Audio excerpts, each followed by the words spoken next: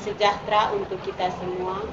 Kami dari kelompok 9 ingin mempresentasikan hasil tugas kelompok kami yang berjudul Wawasan Nusantara.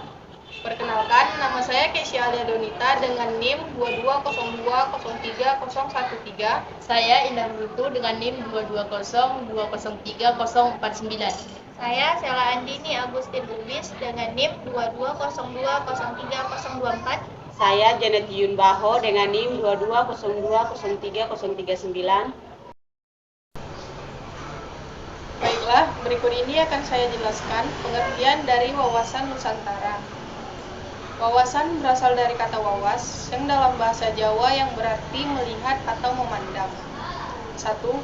Pengertian wawasan Nusantara berdasarkan ketetapan Majelis Permusyawaratan Rakyat tahun 1993 dan 1998 tentang GBHN, yaitu wawasan Nusantara yang merupakan wawasan nasional yang bersumber pada Pancasila dan berdasarkan Undang-Undang Dasar 1945 adalah cara pandang dan sikap bangsa Indonesia mengenai diri dan lingkungannya dengan mengutamakan persatuan dan kesatuan serta kesatuan wilayah dalam menyelenggarakan kehidupan bermasyarakat, berbangsa, dan bernegara untuk mencapai tujuan nasional.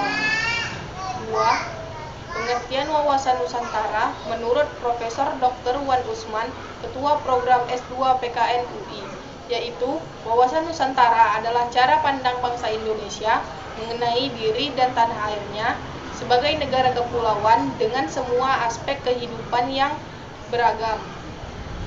3. Pengertian wawasan Nusantara menurut Kelompok Kerja Wawasan Nusantara yang diusulkan menjadi ketetapan Majelis Permusyawaratan Rakyat dan dibuat di Lembahnas tahun 1999 adalah sebagai berikut. Cara pandang dan sikap bangsa Indonesia mengenai diri dan lingkungannya yang serba beragam dan bernilai strategis dengan mengutamakan persatuan dan kesatuan bangsa serta kesatuan wilayah dalam menyelenggarakan kehidupan bermasyarakat, berbangsa, dan bernegara untuk mencapai tujuan nasional. Kemudian, latar belakang konsepsi wawasan Nusantara yang terdiri dari beberapa aspek, diantaranya yang pertama adalah aspek historis, yaitu bangsa Indonesia menginginkan menjadi bangsa yang bersatu dengan wilayah yang utuh, karena kita dulunya pernah memiliki wilayah yang terpisah-pisah, yang secara historis wilayah Indonesia adalah wilayah bekas jajahan Belanda. Kemudian aspek geografis dan aspek sosial budaya. Dari segi geografis dan sosial budaya, Indonesia merupakan negara bangsa dengan wilayah dan posisi yang unik, serta bangsa yang campuran. Keunikan wilayah dan campuran menjadikan bangsa Indonesia perlu menjadi bangsa yang satu dan utuh. Kemudian, unsur-unsur wawasan Nusantara diantaranya sebagai wadah yang berupa kesatuan tanah air tempat hidup bangsa Indonesia yang telah bernegara. Kemudian isi berupa aspirasi bangsa Indonesia yang tertuang dalam cita-cita bangsa dan tujuan nasional yang terdapat dalam pembukaan Undang-Undang 1945, yaitu melindungi segenap bangsa dan seluruh wilayah tanah air Indonesia, menyejahterakan kehidupan rakyat, mencerdaskan kehidupan bangsa, dan ikut bersama berbangsa bangsa lain membangun kehidupan dunia yang damai.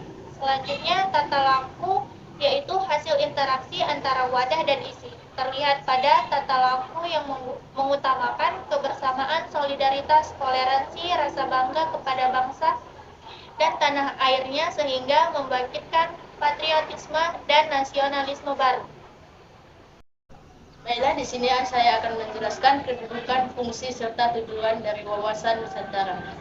Wawasan Nusantara sebagai wawasan nasional bangsa Indonesia merupakan ajaran yang diyakini kebenarannya oleh seluruh rakyat Indonesia agar tidak terjadi penyesatan atau penyimpangan dalam upaya mewujudkan cita-cita dan tujuan nasional.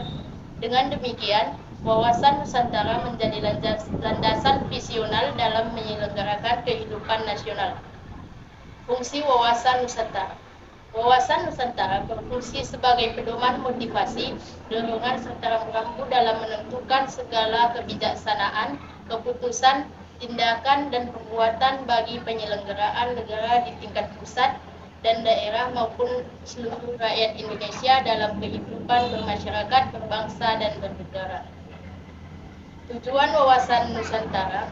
Wawasan Nusantara bertujuan mewujudkan nasionalisme yang tinggi segala aspek kehidupan rakyat Indonesia yang lebih mengutamakan kepentingan nasional daripada kepentingan individu, kelompok golongan, suku bangsa atau daerah.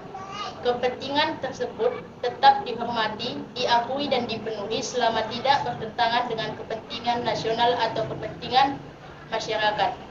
Nasionalisme yang tinggi di segala bidang demi tercapainya tujuan nasional tersebut merupakan pancaran dari makin meningkatnya rasa paham dan semangat kebangsaan dalam jiwa bangsa Indonesia sebagai hasil pemahaman dan penghayatan Nusantara. Implementasi Wawasan Nusantara. Implementasi Wawasan Nusantara bertujuan untuk menerapkan Wawasan Nusantara dalam kehidupan sehari-hari yang mencakup bidang politik, ekonomi, sosial budaya, serta pertahanan nasional. Implementasi Wawasan Nusantara dibagi menjadi 4 konsep penting, yakni yang pertama, Wawasan Nusantara sebagai satu kesatuan politik, yang kedua, Wawasan Nusantara sebagai satu kesatuan ekonomi, yang ketiga, Wawasan Nusantara sebagai satu kesatuan sosial budaya, dan yang keempat, Wawasan Nusantara sebagai satu kesatuan pertahanan dan keamanan. Contoh penerapan Wawasan Nusantara dalam kehidupan sehari-hari adalah menjadikan Pancasila sebagai pedoman hidup bermasyarakat, berbangsa, dan bernegara. Menumbuhkan sikap nasionalisme dan cinta tanah air, menghargai tiap perbedaan yang ada. Peran mahasiswa dalam mendukung implementasi dalam Wawasan Nusantara diantaranya ialah sebagai berikut. Mendukung persatuan bangsa berkemanusiaan yang adil dan beradab, mewujudkan kepentingan nasional. Baiklah, sekian video presentasi dari apa yang kami sampaikan. Kurang dan lebih kami mohon maaf. Terima kasih. Assalamualaikum warahmatullahi wabarakatuh.